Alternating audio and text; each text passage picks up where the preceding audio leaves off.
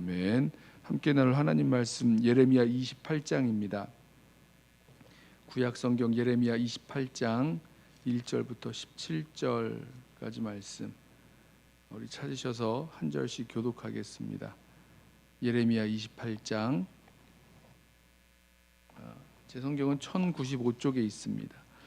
예레미야 28장 1절부터 17절 마지막 절까지 우리 한 절씩 교독하겠습니다. 그해 곧 유다 왕 시드기야가 다스리기 시작한 지 4년 다섯째 달 기브온 아술의 아들 선지자 하나냐가 여호와의 성전에서 제사장들과 모든 백성이 보는 앞에서 내게 말하여 이르되 만군의 여호와 이스라엘의 하나님이 이같이 일러 말씀하시기를 내가 바벨론의 왕의 멍에를 꺾었느니라. 내가 바벨론의 왕 느부갓네살이 이곳에서 빼앗아 바벨론으로 옮겨간 여호와의 성전 모든 기구를 2년 안에 다시 이곳으로 되돌려 오리라. 내가 또 유다의 왕 여호야김의 아들 여고니아와 바벨론으로 간 유다 모든 포로를 다시 이곳으로 돌아오게 하리니 이는 내가 바벨론의 왕의 멍에를 꺾을 것임이라 여호와의 말씀이니라 하니라. 선지자 예레미야가 여호와의 성전에 서 있는 제사장들과 모든 백성들이 보는 앞에서 선지자 하나냐에게 말하니라. 선지자 예레미야가 말하니라. 아멘. 여호와는 이같이 하옵소서. 여호와께서 내가 예언한 말대로 이루사 여호와의 성전 기구와 모든 포로를 바벨론에서 이곳으로 되돌려 오시기를 원하노라. 그러나 너는 내가 내 귀와 모든 백성의 귀에 이르는 이 말을 잘 들으라. 나와 너 이전의 선지자들이 예로부터 많은 땅들과 큰 나라들에 대하여 전쟁과 재앙과 전염병을 예언하였느니라. 평화를 예언하는 선지자는 그 예언자의 말이 응한 후에야 그가 진실로 여호와께서 보내신 선지자로 인정받게 되리라. 선지자 하나냐가 선지자 예레미야의 목에서 멍에를 빼앗아 꺾고 모든 백성 앞에서 하나냐가 말하여 이르되 여호와께서 이와 같이 말씀하시니라. 내가 2년 안에 모든 민족의 목에서 바벨론의 왕 느부갓네살의 멍에를 이와 같이 꺾어 버리리라 하셨느니라 하매 선지자 예레미야가 자기의 길을 가니라. 선지자 하나냐가 선지자 예레미야의 목에서 멍에를 꺾어 버린 후에 여호와의 말씀이 예레미야에게 임하니라. 이르시기를 너는 가서 하나냐에게 말하여 이르기를 여호와의 말씀에 내가 나무 멍에들을 꺾었으나 그 대신 쇠 멍에들을 만들었느니라. 만군의 여호와 이스라엘의 하나님께서 이와 같이 말씀하시니라. 내가 쇠 멍에로 이 모든 나라의 목에 메워 바벨론의 왕 느부갓네살을 섬기게 하였으니 그들이 그를 섬기리라. 내가 들짐승도 그에게 주었느니라 하라. 선지자 예레미야가 선지자 하나냐에게 이르되 하나냐여 들으라. 여호와께서 너를 보내지 아니하셨거늘 내가 이 백성에게 거짓을 믿게 하는도다. 그러므로 여호와께서 이와 같이 말씀하시되 내가 너를 지면에서 제하리니 내가 여호와께 패역한 말을 하였음이라. 내가 금년에 죽으리라 하셨느니라 하더니 함께 읽습니다. 선지자 하나냐가 그의 7째 달에 죽었더라. 아멘.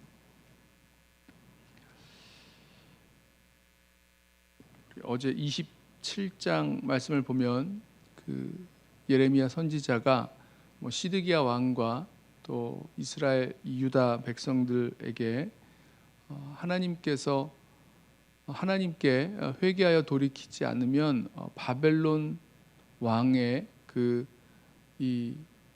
포로가 될 것, 멸망당할 것을 이야기하면서 이 바벨론의 멍에를 매야 된다라고 이야기했던 하나님 말씀을 전했던 이야기를 우리가 알고 있습니다. 그때에 이 거짓 선지자들이 있어서 이 하나님께서 이 예루살렘을 지켜주시고 또 보호해 주시고 또 이런 결코 망하지 아니할 것에 대한 그 예언을 했다라고 우리 말씀을 우리 잠시 나누었는데 오늘 그런 거짓 선지자들의 대표적인 한 예를 하나 보게 되는데 선지자 하나냐가 이 성전에서 예레미야에게 예레미야뿐만 아니라 다른 그 제사장들과 백성들이 있는 상태에서 하나님 말씀이라고 전했던 거짓 예언을 전하는 말씀을 보게 됩니다. 이 선지자 하나냐가 성전에서 예레미야 선지자를 향해서 말하기를 하나님 말씀하셨는데 하나님이 이 바벨론 왕의 멍에를 꺾으셨다. 바벨론으로 빼앗겼던 느부갓네살 왕이 다 빼앗아 갔던 성전의 모든 기구들을 2년 안에 돌아오게 하실 것이다. 또 그때 포로로 끌려갔던 여고냐, 여호야긴 왕이죠. 여고냐와 또 모든 그 귀족들 또 기술자들 2년 안에 다 돌아오게 하실 것이다. 이렇게 하나님 말씀이라고 선포를 합니다. 그랬더니 예레미야가 하는 말이 그 말씀을 듣고 그 하나냐의 말을 듣고 선지자 예레미야가 하는 이야기가 나도 좀 그렇게 됐으면 좋겠다. 하나님께서 그렇게 해주셨으면 참 좋겠다라고 그런 표현을 합니다. 그러면서 하는 이야기가 그러나 이 평화를 예언하는 선지자 이제 하나냐를 말하는 거죠. 평화를 예언하는 선지자는 그 예언의 말이 응한 후에야 정말로 하나님이 보내신 선지자로 인정을 받게 될 것이다. 이렇게 말씀합니다.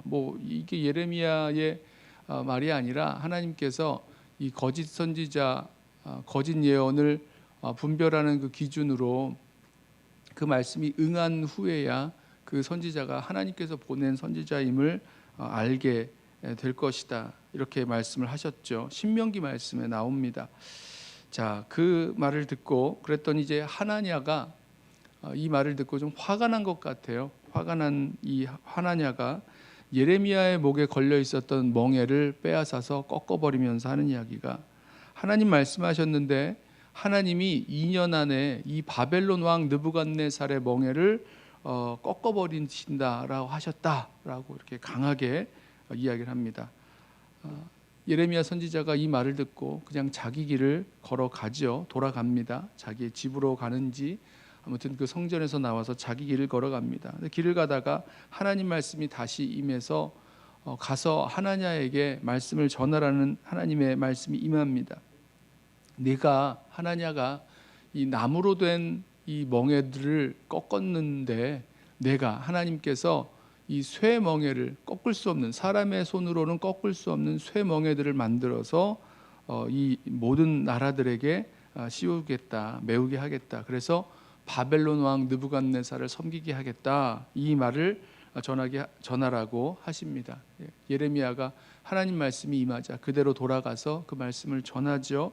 그러면서 하는 이야기가 하나님이 너를 보내시지 않았는데 너는 이 백성에게 거짓을 전했고 그 거짓을 믿게 만들었다라고 하면서 하나님이 너를 죽이시리라 이 지면에서 제하시리라라고 말씀하면서 너는 올해 금년에 죽을 것이다 라고 전합니다. 그리고 하나냐는 말씀 보면 7월 달에 죽었다. 그해 7째 달에 죽었더라 이렇게 말씀하는데요. 이게 처음 이 말씀의 시작이 그 5째 달이었으니까 한 2달 만에 죽고 말았습니다. 그러니까 하나님이 이 거짓 예언자의 그 거짓 예언자를 심판하신 거죠.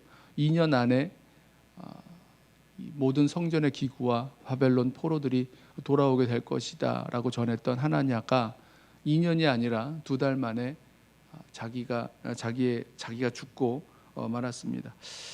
저는 이 하나냐의 이 메시지 어떤 의미에서는 예레미야도 듣기를 원할 만큼 그러기를 원할 만큼 참 듣기 좋은 그런 메시지를 전한 거죠. 하나님 말씀이라고 전한 거죠. 하지만 이 말씀은 하나님 말씀이 아니었습니다.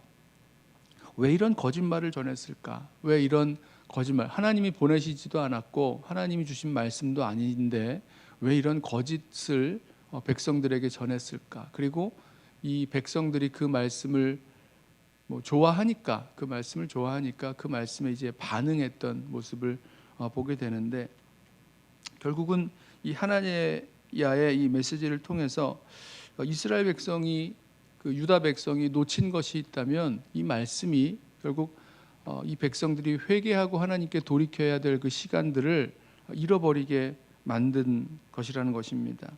이 거짓 예언에 혼란스러웠겠죠. 야, 하나님께서 2년 안에 이 모든 성전의 기구를 또 포로된 자들을 다 돌아오게 하신다.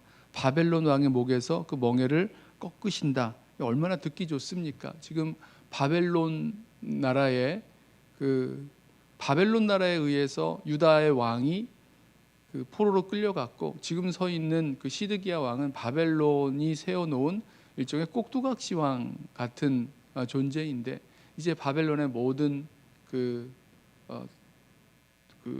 세계를 주름잡고 있는, 세계를 다스리는 그 모든 힘이 다 꺾이고 이제 잃어버렸던 또 포로됐던 자들이 돌아오게 된다니 얼마나 기분 좋은, 또 듣고 싶은 말이었는지 모릅니다. 예레미야 선지자도 그렇게 말하잖아요. 아멘. 6절에 아멘. 여호와는 이같이 하옵소서. 여호와께서 내가 예언한 말대로 이루사 여호와의 성전 기구와 모든 포로를 바벨론에서 이곳으로 되돌려 오시기를 원하노라.